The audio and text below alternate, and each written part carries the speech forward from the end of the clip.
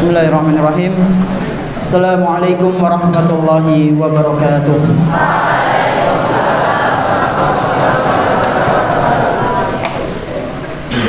Alhamdulillahirabbil alamin. Wassalatu wassalamu ala nabiyyina Muhammadin wa ala alihi wa ashabihi wa man tabi'ahum bi ihsanin ila yaumiddin. Asyhadu an la ilaha illallah wahdahu la syarika lah wa asyhadu anna Muhammadan abduhu wa rasuluhu la nabiyya ba'dah. Alhamdulillah, segala puji hanya milik Allah Subhanahu wa taala, di mana Dia telah memberikan kepada kita semuanya nikmat yang begitu banyak. Dan di antara kenikmatan-kenikmatan yang telah Allah Subhanahu wa taala berikan kepada kita, yaitu berupa nikmat iman, nikmat Islam, nikmat sehat, nikmat kita bisa duduk bermajelis, tentunya majelis ta'lim di salah satu rumah-rumah Allah Subhanahu wa taala yang kita cintai ini. Kita berharap semoga apa yang kita pelajari pada malam yang berbahagia kali ini bisa kita praktekkan dalam kehidupan sehari-hari dan bisa menjadi bekal amal baik kita ketika berjumpa dengan Allah Subhanahu wa taala di hari akhir nanti. Allahumma amin. Salawat beserta salam semoga senantiasa tercurah limpahkan kepada Nabi kita yang tercinta, Nabi Muhammad sallallahu alaihi wasallam, beserta para keluarganya, para sahabatnya dan umatnya yang senantiasa mengikuti sunnah-sunnah beliau hingga hari akhir nanti. Ikhwan sekalian rahimani wa rahimakumullah. Yang namanya ilmu itu sekurang-kurangnya ada dua macam. Ilmu itu ada berapa macam? Dua. Sekurang-kurangnya ada dua. Apa saja Ustaz? Yang pertama adalah ilmu yang bermanfaat. Dan yang kedua berarti, yang pertama ilmu apa? Bermanfaat. Yang kedua berarti apa? Ilmu yang tidak bermanfaat. Jadi sekurang-kurangnya ilmu itu ada dua macam. Yang pertama ilmu yang bermanfaat, dan yang kedua ilmu yang tidak bermanfaat. Jazakallah khair. Kira-kira kita disuruh untuk meminta ilmu yang mana? Yang bermanfaat apa yang tidak bermanfaat? Yang bermanfaat, betul. Dan Nabi kita Muhammad sallallahu alaihi wasallam, beliau itu mengajari kita, memerintahkan kita untuk senantiasa berdoa kepada Allah Subhanahu wa taala agar kita meminta ilmu yang bermanfaat.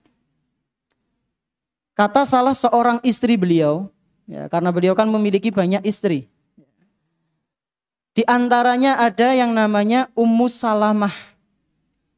Nah, Ummu Salamah ini pernah menceritakan Nabi Muhammad SAW itu kalau setiap sholat subuh sebelum salam, berarti tahiyatul apa? Tahiyatul akhir. Kalau beliau habis inna gimana? At-tahiyatul Allahumma sholli ala Muhammad wa ala ali Muhammad kama shallaita ala Ibrahim wa ala ali Ibrahim innaka Hamidum Majid wa barik ala Muhammad wa ala ali Muhammad kama barakta ala Ibrahim wa ala ali Ibrahim innaka Hamidum Majid. Sebelum salam, beliau sallallahu alaihi wasallam berdoa kepada Allah Subhanahu wa taala. Apa itu doanya? Allahumma inni as'aluka ilman nafi'an. Subuh. Bukan sholat pada umumnya. Ya, ada yang mintanya tentang perlindungan supaya tidak kena fitnah Dajjal. Nah, ini kata Ummu Salamah, beliau itu kalau setelah sholat subuh, bukan setelah sholat subuh, sebelum salam di sholat subuh, beliau berdoa minta kepada Allah, Allahumma inni as'aluka ilman nafi'an wa rizqan thayyiban wa amalan mutaqabbalan. Alhamdulillah semuanya sudah pada hafal. Ini yang dilakukan oleh Nabi sallallahu alaihi wasallam. Siki njajal cung sapa sing tahu sebelum salam antum berdoa doa itu. Coba angkat tangan. Sepisan toh. Sepisan ya Pak. Coba angkat tangan. Orang anak. Nah. Apa nembe ngerti sunah? Setelah antum sudah tahu maka dipraktekkan ya. Besok subuhan antum sebelum salam berdoa kepada Allah Subhanahu wa taala, Allahumma ya Allah, inni sesungguhnya aku as'aluka minta kepadamu ya Allah ilman nafi'an, ilmu yang bermanfaat. Nah, ikhwan sekalian rahimani wa rahimakumullah. Dalam riwayat lain, Nabi SAW juga memerintahkan kita untuk berlindung dari ilmu yang tidak bermanfaat. Rasulullah SAW bersabda, Salullaha ilman nafi'an. Kalian mintalah kepada Allah ilmu yang bermanfaat. Kalian mintalah kepada Allah ilmu yang bermanfaat. Lalu beliau melanjutkan sabdanya, wa ta'awwadzu billahi min ilmin la yanfa'. Dan kalian berlindunglah kepada Allah dari ilmu yang tidak bermanfaat. Apa contohnya ilmu yang tidak bermanfaat? Ngaku-ngaku ngerti khodam. Ngaku-ngaku ngerti khodam. Ya fulan bin fulan khodamnya badak. Fulan bin fulan khodamnya cicak. Nah, ini ilmu yang gak bermanfaat ya kawan. Bahkan bisa menjerumuskan kepada kesyirikan. Bayangkan, lagi nonton live, ngechat misalnya nama saya fulan bin fulan. Ngirim pesan. Baru ngirim mati. Kira-kira su'ul khotimah apa husnul khotimah? Mulakna hati-hati. Ya, mulakna hati-hati. Jangan pernah iseng-iseng kayak gitu. Ya, lanjajalah. Khodam-khodam ya. Antum tahu kan lagi viral khodam apa ya? Khodamnya siapa? QB. Khodamnya QB. Ngarang lah ya. Itu ngawur semua Ivan. Itu ngawur. Nah ini contoh ilmu yang tidak bermanfaat. Nabi SAW memerintahkan kita untuk berlindung. Berlindung kepada Allah Subhanahu wa taala dari ilmu yang semacam ini. Yang enggak ada sumbernya sama sekali. Ya, sumber yang jelas itu enggak ada. Maka dari itu sudah seharusnya bagi kita untuk berusaha mendapatkan ilmu yang bermanfaat. Timbul pertanyaan. Ustaz, terus bagaimana cara kita untuk bisa mendapatkan ilmu yang bermanfaat? Bagaimana caranya? Insya Allah akan kita bahas pada pertemuan yang berbahagia kali ini. Bukan pertemuan yang akan datang. Pertemuan kali ini. Di sini kita akan membahas salah satu catatan ya, yang ana bikin. Catatan ringkas, semoga bisa bermanfaat untuk kita semua. Tafadhol, Iqra ya qari. Bismillahirrahmanirrahim. Fadli, ada di layar udah ada. Nah, jazakallahu khair. Fadhol. Bismillahirrahmanirrahim. Alhamdulillahi wahda. Wassalatu wassalamu ala nabiyyina al-mustafa wa ala alihi wa ashabihi ajma'in. Wa ba'du. Allahumma ighfir lana wa liwalidayna wa liaqaribina wa liasatidatina wa limasyayikhina wa li jami'il muslimina amin. Qala al-muallif hafizahullahu ta'ala. Halaman 5. Adab-adab dalam bermajlis ilmu. 1. Ikhlas karena Allah Ta'ala. Seseorang yang menghadiri majelis ilmu hendaknya dia ikhlas, benar-benar mengharap ridha Allah Subhanahu wa Ta'ala, bukan formalitas belaka. Mengapa kita harus ikhlas dalam bermajlis ta'lim ilmu? Jawabannya ialah karena belajar itu ibadah dan yang namanya ibadah itu harus dipersembahkan untuk Allah Ta'ala. Nah, stop. Jadi yang akan kita bahas pada kesempatan malam yang berbahagia kali ini, ikhwan, adalah bagaimana supaya kita itu mendapatkan ilmu yang bermanfaat. Udumung akeh tok. Karena enggak sedikit orang yang berada di jalan menuntut ilmu dan dia memiliki ilmu yang banyak, tapi ilmunya tidak menghantarkan dia ke surga, tapi malah menghantarkan dia ke neraka. Kok bisa? Bisa karena sombong mungkin, merendahkan orang lain, ujub itu apa? Merasa bangga, merasa hebat dari orang lain, riya, dan penyakit-penyakit hati yang lainnya. Nah, kita berharap kepada Allah Subhanahu wa Ta'ala supaya ilmu yang kita pelajari, ilmu yang kita miliki itu bermanfaat dan diberkahi. Dan tentunya ilmu yang bermanfaat, ilmu yang diberkahi itu enggak ujuk-ujuk teka, enggak ujuk-ujuk langsung kita miliki, enggak. Ada prosesnya. Dan proses-proses inilah yang akan kita pelajari pada kesempatan malam yang berbahagia kali ini. Apa itu proses yang pertama? Cara yang pertama, ya, tentunya kita harus ikhlas ketika belajar. Ikhlas karena Allah Subhanahu wa Ta'ala. Ya. Benar-benar mengharap ridho Allah Subhanahu wa Ta'ala. Antum datang jauh-jauh dari luar kota mungkin, dari luar desa mungkin. Luar desa, aduh apa ora? Ya, bisa dikatakan aduh lah. Dari luar pulau mungkin.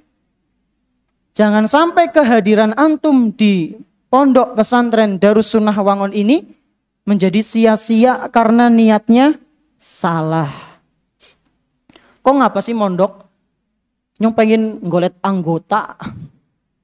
Anggota apa? Basis.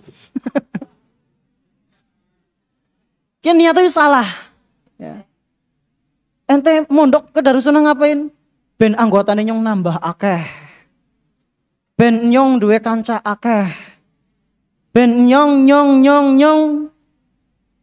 Nggak ada sama sekali dalam hatinya tuh benar-benar pengen belajar karena Allah, itu nggak ada. Ini niatnya rusak. Ya. Kalau kayak gini cepat-cepat taubat. Ya. Cepat-cepat taubat. Maka antum, kehadiran antum di sini, ikhwan, udah menyita harta, duit, waktu, tenaga, pisah sama orang tua. Jangan sampai nanti di akhirat antum nggak bisa membahagiakan mereka karena niat antum salah ketika datang ke pondok. Jangan sampai antum di dunia sudah sering merepotkan orang tua, di akhirat bikin kecewa karena kebandelan antum di pondok. Ya. Jangan seperti itu. Maka ikhlaskan niat kita karena Allah Subhanahu wa Ta'ala. Kenapa kita harus ikhlas? Karena belajar itu ibadah. Belajar itu apa? Ibadah. Dan yang namanya ibadah itu boleh untuk Allah tidak, boleh untuk selain Allah tidak? Enggak boleh. Ibadah itu enggak boleh kita tujukan untuk selain Allah. Harus untuk Allah Subhanahu wa Ta'ala. Allah Subhanahu wa Ta'ala memperingatkan, wa ma umiru illa liya'budullaha mukhlishina lahuddin hunafa. Mereka, orang-orang itu diperintahkan untuk beribadah ikhlas kepada Allah Subhanahu wa Ta'ala. Mukhlisin artinya apa? Ikhlas. Orang-orang yang ikhlas. Antum diperintahkan oleh Allah untuk jadi mukhlisin. Malah guyu. Orang-orang yang ikhlas. Antum jangan ditafsirkan yang lain-lain. Jadilah orang-orang yang ikhlas dalam ibadah. Di antaranya dalam masalah belajar. Nah, tafadhol, lanjut hadisnya. Dari Anas bin Malik radhiyallahu anhu bahwa Rasulullah sallallahu alaihi wasallam pernah bersabda, "Talabul ilmi fardhatun ala kulli muslimin menuntut ilmu hukumnya wajib bagi setiap muslim. Nah, menuntut ilmu itu hukumnya wajib bagi setiap muslim. Muslimah juga iya. Apa hukumnya? Wajib. Berarti konsekuensinya kalau wajib harus dijalankan. Kalau kita sengaja malah nggak belajar menuntut ilmu agama, dosa. Terutama dalam ilmu-ilmu yang usul. Masalah akidah, tata cara sholat. Ya. Udah masuk pondok, sholatnya tingak-tinguk. Ya. Udah masuk pondok, sholatnya masih ngomong terus. Ngobrol, idek-idekan sikil. Injek-injekan kaki. Nah, ini kan berarti belum paham ilmunya. Wajib bagi antum untuk belajar. Lanjut, sesuatu yang diwajibkan. Sesuatu yang diwajibkan, konsekuensinya harus dilaksanakan, tidak boleh ditinggalkan. Oleh karena itu, apabila ada seseorang meninggalkan majelis ilmu alias tidak mau belajar, maka dia berdosa. Nah, meninggalkan majelis ilmu nggak mau belajar. Belajar masalah hal-hal yang pokok, yang inti. Seperti tadi yang disebutkan akidah, bagaimana tata cara ibadah, yang bisa membatalkan keislaman, yang bisa membatalkan ibadah, itu wajib bagi kita untuk mempelajarinya. Terus Imam Syafi'i. Imam Asy-Syafi'i rahimahullah pernah mengatakan, haqqun ala talabatil ilmi bulughu ghayati juhdihim fil istikthari min ilmihi. Nah, stop. Imam Asy-Syafi'i rahimahullahu taala pernah memberikan nasihat yang harus dilakukan oleh seorang penuntut ilmu. Yang harus dilakukan oleh seorang penuntut ilmu. Yang pertama, bulughu ghayati juhdihim fil istiktsari min ilmih.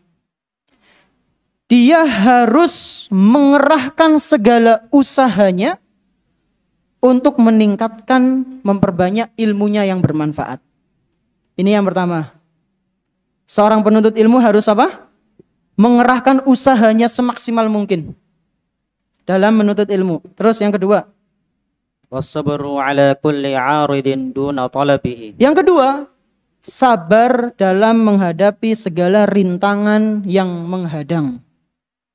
Yang pertama harus berusaha semaksimal mungkin. Yang kedua sabar. Sabar karena pelajarannya susah mungkin. Sabar karena temennya mungkin ada yang nggak ngenakin. Sabar gurune mungkin ada yang galak. Tugas terus, sabar. Penuntut ilmu sudah dilatih dari awal itu untuk sabar. Terus yang ketiga, wa ikhlasun niyyati lillahi ta'ala fi idraki ilmihi nassan wa istinbatan. Nah, ini pembahasan kita. Penuntut ilmu sudah seharusnya dia ikhlas dalam belajarnya. Penuntut ilmu sudah seharusnya apa? Ikhlas dalam belajarnya. Memang kenapa kalau ikhlas fi idraki ilmihi nassan wastinbatan? Karena dengan ikhlas ketika belajar ikhwan, kita akan mendapatkan ilmu baik itu secara tekstual maupun kontekstual, yang tertulis maupun dalam pemahaman. Orang yang kurang ikhlas, dia akan sulit untuk memahami ilmunya. Ini yang pertama, harus ikhlas. Terus ke poin yang kedua. War-raghbatu ila Allah. Poin yang kedua, dalam keadaan. Dua, dalam keadaan suci dan berpenampilan indah. Nah, ini yang kedua ya, Pan. Tadi yang pertama apa? Ikhlas karena Allah Subhanahu wa taala. Kemudian yang kedua, seorang penuntut ilmu itu ketika menghadiri majelis taklim, baik itu di masjid maupun di kelas, dia hendaknya dalam keadaan bersuci, wudu, dan berpenampilan indah, menarik, bagus. Terus baca. Sudah seharusnya bagi penuntut ilmu untuk memperhatikan dirinya dan pakaian yang ia kenakan ketika menghadiri majelis taklim. Sebisa mungkin ia dalam keadaan suci dari hadas maupun najis sebelum belajar. Mengapa harus seperti itu?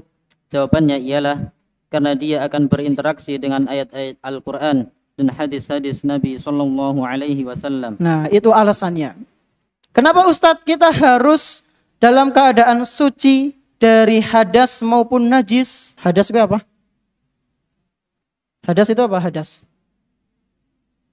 Nah, antum belum tahu maka antum harus mempelajarinya. Siapa guru fikih antum MTS? Nah, Ustadz Mansur. MA siapa? Hamzah, siapa Hamzah? Siapa guru fikih antum? Ustadz Mukarim apa Makarim? Ustadz Mukarim, Al-Mukarim. Nah, antum harus pelajari itu. Jangan malah ditinggalkan. Wajib bagi antum. Ya. Seorang penuntut ilmu itu kalau masuk masjid atau kelas hendaknya apa? Bersuci, adus, ora gel-gelan, bertangi turu, habis halakoh, ketiduran, kemudian masuk kelas dalam keadaan ilere nenggene, ya. Benike ora rapi, kancingnya ada yang di atas, ada yang di bawah, masih ada apanya? Ketep apa itu? Nah, ciloh apa cilok? Ciloh. Ini ya Allah, dia tidak mengagungkan ilmu. Sebisa mungkin suci dari hadas maupun najis. Dan memakai pakaian yang indah, yang bagus. Antum sudah ada seragam, ya pakai seragam di kelas. Ketika di masjid, pakailah pakaian yang bagus, paling bagus yang antum miliki. Terus, selain itu, sudah seharusnya bagi penuntut ilmu untuk memakai pakaian paling indah yang ia miliki serta wewangian ketika menghadiri majelis ilmu sebagai bentuk mengagungkan ilmu dan supaya lebih fokus dalam belajar. Hal ini juga berlaku bagi orang yang akan menyampaikan ilmu. Nah, itu. Seorang penuntut ilmu sudah seharusnya bersuci, pakai pakaian yang baik, yang indah, dan dia memakai wewangian. Pakai apa? Wewangian, udu kemenyan. Tahu kemenyan enggak antum? Minyak-minyak yang biasanya digunakan untuk ritual perdukunan. Bukan itu, tapi pakai parfum. Ya, sebagai bentuk apa? Sebagai bentuk mengagungkan ilmu. Karena antum akan berinteraksi dengan Al-Quran, berinteraksi dengan hadis-hadis Nabi Sallallahu Alaihi Wasallam dan ucapan-ucapan para ulama. Dan ini juga berlaku bagi orang yang ngajar. Jadi nggak cuma murid, guru pun harus adus. Ya, ustadz juga harus mandi, bersucilah minimal wudu ketika sebelum ngajar. Sebelum dilanjut ikhwan, ana ngambil kayak gini bukan ngarang ya. Harus ikhlas, harus bersuci, harus pakai pakaian yang menarik. Ana ngambil dari beberapa buku. Di antaranya yang ana bawa ini kitab Tadhkiratus Sami' wal Mutakallim, kemudian Hilyatu Thalabil Ilmi, dan beberapa kitab yang enggak mungkin ana bawa semua. Ini cuma sampel aja. Jadi memang para ulama itu sudah mengatur sedemikian rupa adab-adab dalam bermajelis. Enggak sembarangan. Enggak bonek. Apa bonek? Modal nekat. Ya. Enggak ada persiapan, enggak ada ngatur anggota tubuh, enggak. Dan para ulama juga mempraktekannya, ikhwan, enggak cuma teori. Di antaranya adalah Imam Malik. Di antaranya siapa? Imam Malik rahimahullah. Kita baca kisahnya. Padahal disebutkan dalam kitab Tadhkiratus Sami' wal Mutakallim fi Adabil Alim wal Muta'allim bahwa Imam Malik rahimahullah merupakan salah seorang ulama begitu amat sangat memuliakan ilmu. Kana Malikun rahimahullah idza ja'ahu an-nasu li talabil hadits ightasala. Stop. Nih, diceritakan dalam kitab ini Tadhkiratus Sami' wal Mutakallim fi Adabil Alim wal Muta'allim. Penulis buku ini yaitu Imam Badruddin Ibnu Jamaah rahimahullah membawakan kisahnya Imam Malik. Beliau adalah guru besar. Antum kan kenal ada mazhab Maliki, mazhab Hanafi, Syafi'i dan Hambali. Imam Malik. Beliau itu diceritakan kalau manusia pada datang ke beliau pengen belajar, beliau dengar, mereka jamaah saya mau datang, mau belajar. Maka beliau langsung segera mandi. Ightasala, benar-benar adus. Orang mung raup. Habis itu ngapain? Baca. Wa tatayyaba. Dan beliau memakai wewangian. Habis mandi sudah bersih, pakai pakaian, pakai wewangian, harum. Terus? Walabitha thiyaban jududan. Walabisa thiyaban jududan. Dan beliau pakai pakaian yang paling menarik, yang paling bagus yang beliau miliki. Jadi udah nganggo kaos, jersey. Ya kalau di sini yang ada, mohon maaf. Ya, kedepannya diperbaiki ya. Ngajar ngau jersey tim sing bangkrut maning, tim yang nggak pernah champion maning. Ya. Hadir kajian pakai jersey juga, ini kurang pas. Terus nganggo apa Ustadz? Pakai baju antum yang menurut antum itu baju yang terbaik menurut antum. Pakai jubah. Kalau misalnya antum suka pakai sarung ya pakai sarung yang bagus. Pakai baju kalau nggak suka pakai jubah, pakai baju kemeja misalnya. Udah nggak kaos oblong, udah nggak jersey itu untuk main sepak bola, untuk keseharian biasa, bukan untuk datang ke majelis ilmu. Imam Malik rahimahullahu taala memakai pakaian yang terindah yang beliau miliki. Dalam riwayat lain disebutkan beliau itu suka pakai jubah warna hijau. Beliau suka pakai jubah warna hijau. Terus lanjut. Wa wada'a rida'ahu 'ala ra'sihi. Dan beliau suka memakai imamah ketika ngajar. Jadi benar-benar mulia ya kawan. Kalau kita ya pakai peci lah, ya. Ora apa ya namanya? Bukan nggak pakai peci, tapi pakai peci lah. Minimal. Ya sing siki urung ya besok diperbaiki. Ustadz ini berlaku di masjid saja? Enggak. Antum di kelas ya juga sebisa mungkin kayak gini. Mandi pakai wewangian, pakai peci, ya. Terus lanjut. Thumma yajlisu ala minassatin la yazalu yabkharu bil 'udi hatta yafragu. Masya Allah. Setelah beliau sudah rapi kan, pakai baju beliau, pakai wewangian, beliau jalan dengan begitu tenang ke mimbar. Karena zaman dulu itu kalau ngajar itu di mimbar, ya, mimbar. Dan di mimbar itu ada yang namanya 'ud. Jadi Imam Malik itu kalau ngajar pasti di samping-sampingnya itu ada 'ud. 'Ud itu apa? Wewangian yang dari kayu gaharu. Jadi kayu gaharu dibakar kan ada bau wanginya. Nah ada itu. Dari awal kajian sampai akhir kajian wangi itu selalu ada. Wangi itu selalu ada. Kalau sekarang ya mungkin apa? Apa itu yang biasanya di tembok-tembok? Nah itu ya, nggak saya sebutkan mereknya. Bok, kena kamera. Itu yang serot gitu. Atau pakai kipas angin terus dikasih. Nah itu apa? Di sini nggak ada. Siji. Kayak bisa tahun birah. Ya semoga nanti bisa diperbaiki masjidnya ya. Ini PR untuk pondok. Jadi tempatnya itu wangi, bener-bener wangi. Udah kecut, udah asem, udah badek ya apa? Badek ya orang genah mambune. Jadi benar-benar wangi. Imam Malik rahimahullahu ta'ala seperti itu. Sedemikian itu beliau membuat majelis taklim senyaman itu. Ya, menjadi nyaman seperti itu. Nah kemudian Imam Malik rahimahullahu ta'ala menyebutkan alasannya. Kenapa sih beliau harus mandi? Kenapa sih beliau harus pakai pakaian yang baik? Kenapa beliau harus pakai wewangian? Beliau menyebutkan alasannya. Lanjut, baca.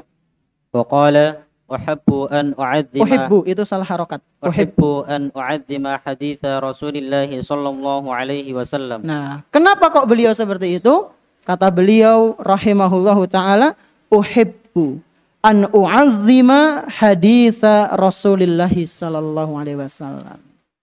Aku senang untuk mengagungkan ilmu, yaitu hadis-hadis Nabi sallallahu alaihi wasallam. Kenapa beliau begitu rapinya, begitu bersihnya ketika menyampaikan ilmu? Karena beliau ingin mengagungkan yang namanya ilmu, tidak meremehkan. Ini yang kedua, apa tadi? Bersuci dan memakai penampilan yang maksimal, yang indah, ya, bukan sembarang pakaian. Terus yang ketiga. Yang ketiga, menjaga sikap dan perilaku. Menjaga sikap dan perilaku. Menjaga sikap dan perilaku. Terus baca. Di antara bentuk menjaga sikap dan perilaku bagi penuntut ilmu dalam majelisnya ialah mendengarkan pelajaran dengan baik, fokus dengan apa yang disampaikan oleh guru, mencatat ilmu beserta faedahnya, tidak mempermainkan alat tulis, tidak banyak berdehem, tidak iseng mencolek-colek temannya, tidak bersuara ketika menguap, tidak tidur di tengah-tengah kajian, tidak berbicara saat guru sedang menjelaskan, dan melakukan perbuatan-perbuatan buruk semisalnya yang dapat merusak suasana. Nah, ini yang ketiga. Ini yang ketiga. Apa itu? Menjaga sikap dan perilaku di majelis ilmu.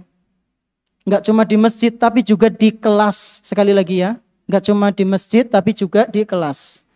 Di antara bentuk menjaga sikap dan perilaku bagi penuntut ilmu dalam majelisnya, dalam masjid, dalam kelas, yaitu mendengarkan pelajaran dengan baik.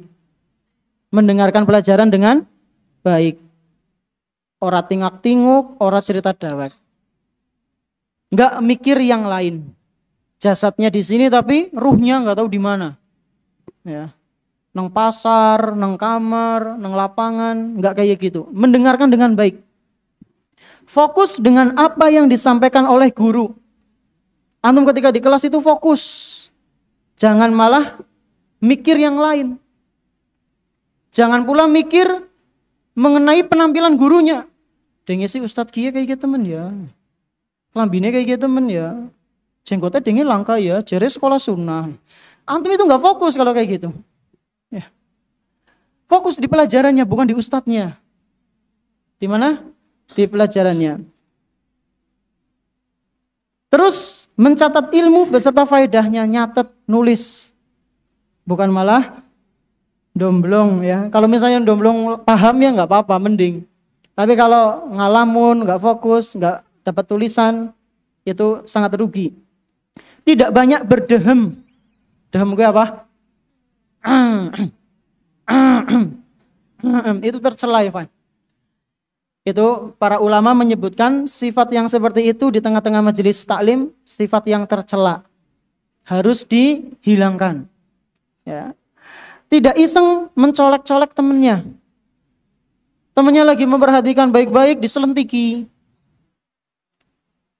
Kaosnya diikat, bajunya diikat sama baju yang lain. Ngomenyat jadi tarik-tarikan. Subhanallah. Nyembunyiin bukunya. Nah ini nggak boleh kayak gitu. Kemudian tidak bersuara ketika nguap. Wah, kayak Kudanil kayak maaf hamba banget. Sebisa mungkin ditahan. Kalau nggak bisa ditahan ditutupi. Udah malah mengeluarkan suara yang keras. Itu selain tercela dan juga menurunkan wibawa antum, menurunkan harga diri antum. Kemudian setelah itu tidak tidur di tengah-tengah majelis taklim. Tidak bicara saat guru sedang menjelaskan. Dan melakukan perbuatan-perbuatan buruk semisalnya yang dapat merusak suasana. Ya, jangan seperti itu. Ini sebenarnya ada perkataannya Ali bin Abi Thalib mengenai hal itu, tapi kita lewati saja karena cukup panjang. Langsung yang keempat. Yang keempat, sopan santun ketika bertanya. Sopan santun ketika bertanya. Yang pertama apa tadi? Siapa sing kemutan? Yang pertama apa? Ikhlas. Yang kedua? Yang kedua apa? Bersuci dan memakai penampilan pakaian yang terbaik atau indah. Yang ketiga apa? Menjaga sikap dan perilaku dalam majelis ilmu. Yang keempat, sopan santun ketika bertanya. Fadhol Iqra. Di antara bentuk sopan santun dalam bertanya ialah mengawali pertanyaan dengan salam dan doa. Kemudian ditutup dengan ucapan terima kasih dan mendoakan guru kembali. Selain itu, bentuk sopan santun dalam bertanya ialah menanyakan hal-hal yang tidak berkaitan dengan tema yang sedang dibahas. Ulang coba. Menanyakan hal-hal yang Bentuk sopan santun dalam bertanya ialah menanyakan hal-hal yang berkaitan dengan tema yang sedang dibahas. Tidak melebar kemana-mana. tidak pula menanyakan sesuatu yang tidak ada manfaatnya sama sekali. Nah, udah waktunya Isya, adzan dulu ya. Fadal. Ainal muadzin? Taqaddam. Adzin. Allahu akbar, Allahu akbar. Allahu akbar,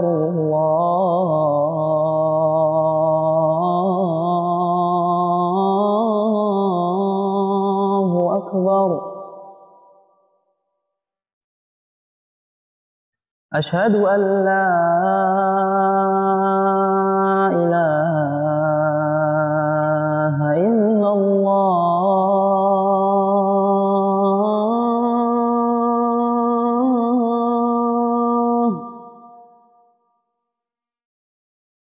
Asyhadu an la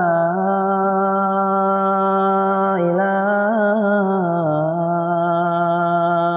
illallah.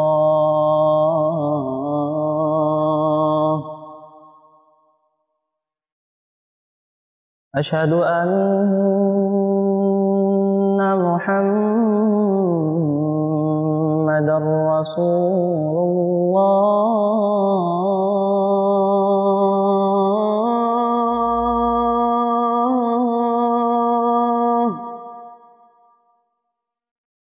Asyhadu anna Muhammadar Rasulullah.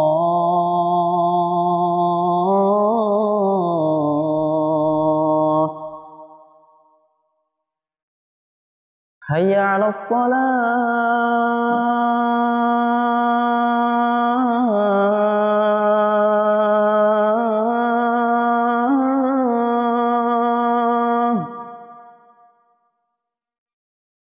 Hayya 'alas salah.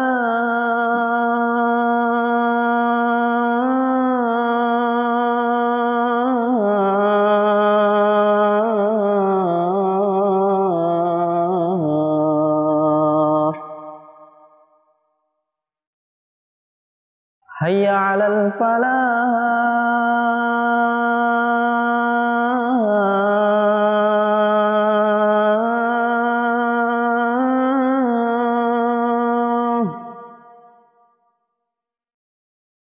Hayya 'alal falah.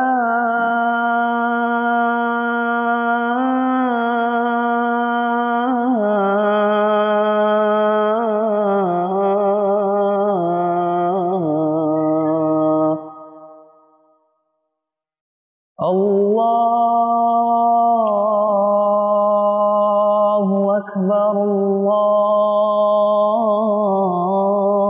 Allahu akbar. La ilaha illallah. Kita lanjutkan dulu, nanti kemudian setelah itu kita ke pertanyaan. Yang keempat apa tadi? Sopan santun ketika bertanya. Di antara bentuk sopan santun dalam bertanya, yaitu mengawali pertanyaan dengan salam dan doa. Dengan apa? Salam dan doa. Atau kalau antum misalnya sudah di kelas, kan sudah diawali dengan salam itu. Ustadz antum datang, kemudian sudah salam. Kalau antum mau tanya, maka diawalinya cukup dengan doa. Apa biasanya kalau para ulama bertanya, orang-orang soleh bertanya kepada gurunya, mereka biasanya mengatakan, siapa yang tahu? Ahsanallahu ilaik. Jadi misalnya angkat tangan, afwan Ustadz, ana izin bertanya. Ahsanallahu ilaik. Semoga Allah Subhanahu wa taala membaguskan engkau Ustadz, keadaanmu dan segalanya. Didoakan. Setelah itu sampaikan pertanyaan. Setelah sudah menyampaikan dengan sopan, lalu ditutup dengan doa pula. Ya, terima kasih lalu berdoa. Itulah adab yang baik dalam bertanya. Selain itu, Bentuk sopan santun dalam bertanya adalah menanyakan hal-hal yang berkaitan dengan tema pembahasan. Ini ada beberapa yang tanya di luar tema pembahasan. Ya nggak apa-apa sih. Kalau bisa dijawab ya ana jawab. Tapi kalau enggak ya ana tinggalkan. Ya. Jadi di antara bentuk sopan santun dalam pertanyaan, tanya sesuai dengan tema yang dibahas. Tidak melebar kemana-mana. Tidak pula menanyakan sesuatu yang tidak ada manfaatnya sama sekali. Terus yang terakhir, mencatat ilmu. Baca. Yang kelima, mencatat ilmu. Hendaknya seorang penuntut ilmu menulis hal-hal yang bermanfaat dari gurunya, tidak terlalu mengandalkan hafalannya. Mengapa harus menulis? Karena menulis memiliki banyak keunggulan. Di antaranya ialah akan memudahkanmu untuk mencari ilmu yang telah kau dapatkan dan menjagamu dari kehilangan. Nah, yang kelima, yang terakhir, di antara adab dalam majelis taklim, di antara adab dalam majelis ilmu, ikhwan, yaitu hendaknya menulis, mencatat apa yang disampaikan oleh guru. Ya. Kenapa harus menulis? Kenapa harus mencatat? Karena menulis itu memiliki banyak keutamaan. Karena menulis itu memiliki apa? Banyak keutamaan. Apa itu diantaranya? Diantaranya adalah akan memudahkan kita untuk mencari ilmu yang telah kita dapatkan dan mendapatkannya jauh lebih cepat daripada orang yang tidak menulis. Apa tadi manfaatnya? Apa tadi yang manfaatnya? Menulis dalam majelis taklim? Coba Mas Afan Khairi, apa manfaat nulis?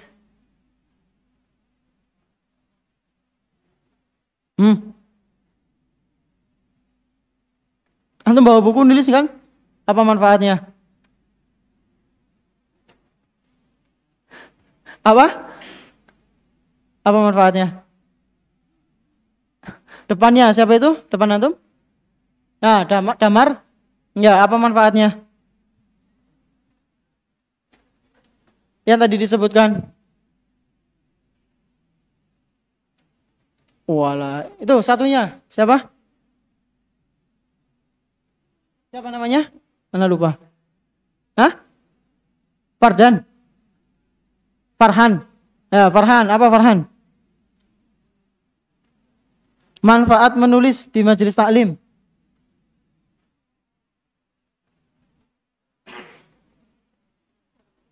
Apa? Yang keras. Coba yang lain diam dulu. Apa? Ulang yang keras. Mengetahui apa yang disampaikan. Itu tadi yang Anda sampaikan, Ikhwan? Bukan. Ya, makanya perhatikan. Apa? Siapa yang bisa mengulangnya, Ikhwan? Coba angkat tangan. Siapa yang bisa mengulanginya? Di antara manfaat menulis adalah kita bisa mendapatkan ilmu yang telah kita dapatkan dengan cepat. Dalam artian biasanya orang itu kalau sudah mendengarkan kemudian selesai dari kajiannya lupa biasanya. Ditanya masalah hukum ini, hukum itu, lupa biasanya. Nah, kalau kita punya catatan, kita bisa langsung buka. Bisa langsung buka catatan kita. Dan selain itu bisa memudahkan kita untuk cepat mencari ilmu yang kita butuhkan. Dan ini adalah nasihat dari Syekh Bakar bin Abdillah Abu Zaid rahimahullahu ta'ala. Baca, Syekh Bakar bin Abdillah Abu Zaid pernah Syekh mengatakan. Bakar bin Abdillah Abu Zaid rahimahullah pernah mengatakan, "Ubdulil juhda fi hifdzil ilmi hifdza kitabin, lianna taqyidal ilmi bil kitabati amanun minad diya'i wa qasrun limasafatil bahthi 'indal ihtiyaji." Nah, ini pentingnya. Kata beliau Syekh Bakar bin Abdillah Abu Zaid rahimahullahu taala, "Ubdulil juhda fi hifdzil ilmi hifdza kitabin." Kalian wahai para penuntut ilmu, bersungguh-sungguhlah dalam belajar, dalam menjaga ilmu, yaitu dengan cara menulisnya. Kenapa memang? Li'anna taqyidal ilmi bil kitabati amanun minad diya'. Karena sesungguhnya mengikat ilmu dengan tulisan merupakan bentuk keamanan paling baik untuk menjaga ilmu yang telah didapatkan. Jadi kata beliau, nulis itu adalah cara terbaik untuk menjaga ilmu. Maka antum rajin-rajinlah untuk menulis. Jadi ini 5 hal, 5 adab yang sudah seharusnya kita praktekkan dalam majelis ilmu. Siapa yang bisa ngulang tanpa melihat catatan? Angkat tangan.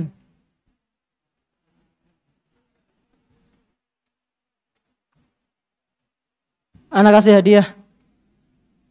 Angkat tangan.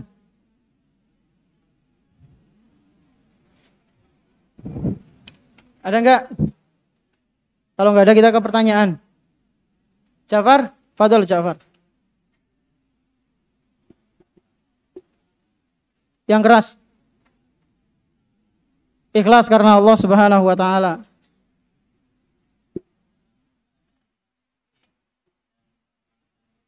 Hadir dalam keadaan suci dan penampilan baik. Terus yang ketiga?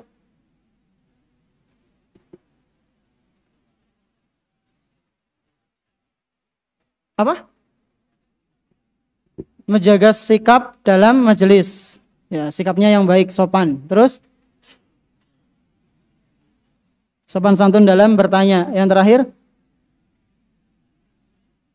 Mencatat apa yang disampaikan oleh guru. Antum mencatat apa enggak? Masya Allah. Nih.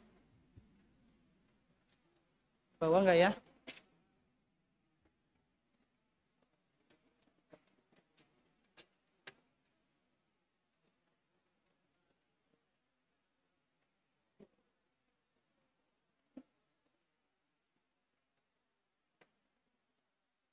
Saya kasih buku ini ya.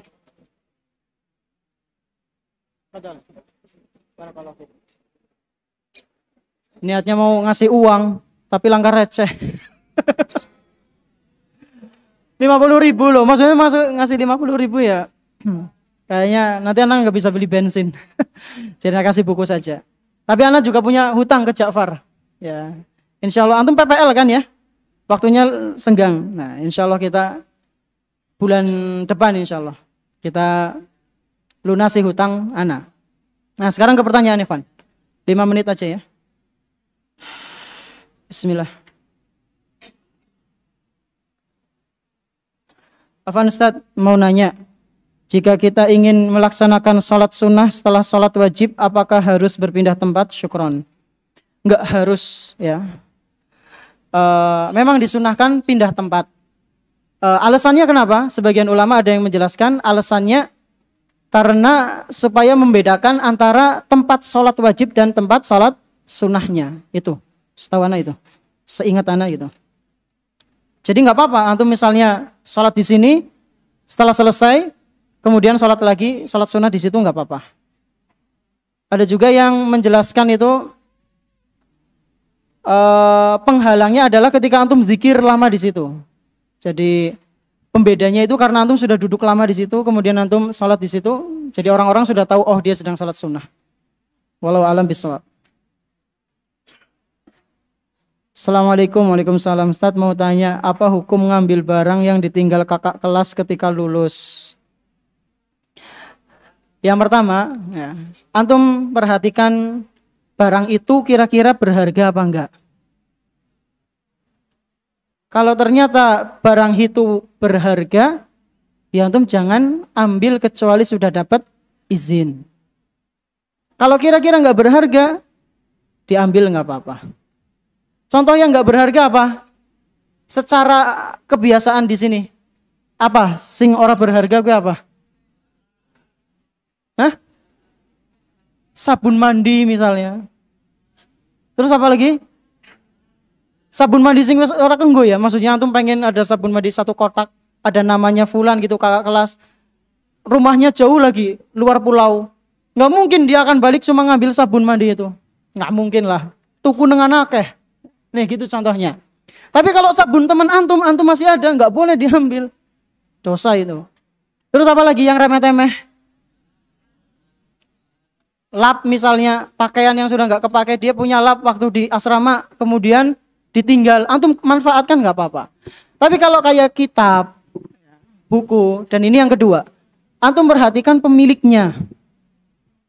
Antum perhatikan pemiliknya.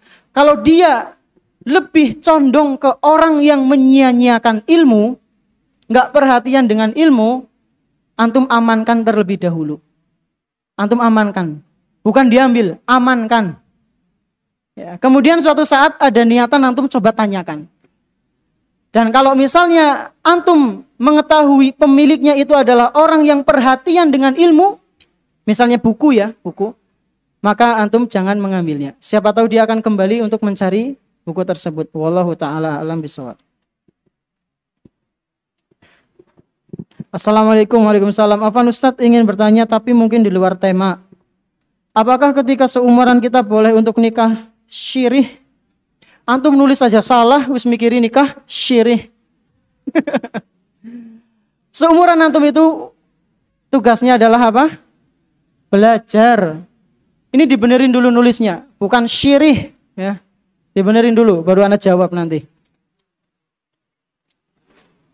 Enggak boleh nikah kayak gitu ya. Antum belajar dulu aja. Nulis saja masih salah. Ya. Assalamualaikum, waalaikumsalam. Afwan Ustadz bertanya di luar tema, mohon dijawab. Apa hukumnya cek khodam? Apakah dosanya besar? Ya, dosa besar. Yang dicek maupun yang ngecek, ya dia termasuk perbuatan dosa. Ya. Dan bisa sholatnya tidak diterima. Man ataka hinan summa yusaddiquhu fala tuqbal sholatuhu arba'ina lainan aw yauman ya. Atau kama qala sallallahu alaihi wasallam. Jadi orang yang mendatangi dukun, cek khodam itu kan seakan-akan kayak datangi dukun.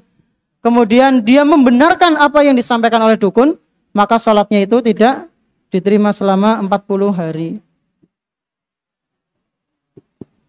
Assalamualaikum, waalaikumsalam Ustaz. Afwan, Ana mau nanya, apakah haji 2 bulan akan diterima? Terakhir ya, mau tanya Ustaz, apa hukumnya ngetawain temen karena kepalanya aneh? Dosa ya. Antum berarti telah mengejek ciptaan Allah Subhanahu wa taala. Antum telah mengejek ciptaan Allah Subhanahu wa taala, antum dosa. Maka antum terus tugasnya antum apa? Minta maaf ke teman antum itu dan tobat. Dan bertaubat. Mungkin ini yang bisa Anda sampaikan. Mohon maaf atas segala kekurangannya. Terima kasih atas perhatiannya. Kita tutup dengan doa kafaratul majelis. Subhanakallahumma bihamdika asyhadu an la ilaha illa anta astaghfiruka wa atubu ilaik. Wassalamualaikum warahmatullahi wabarakatuh.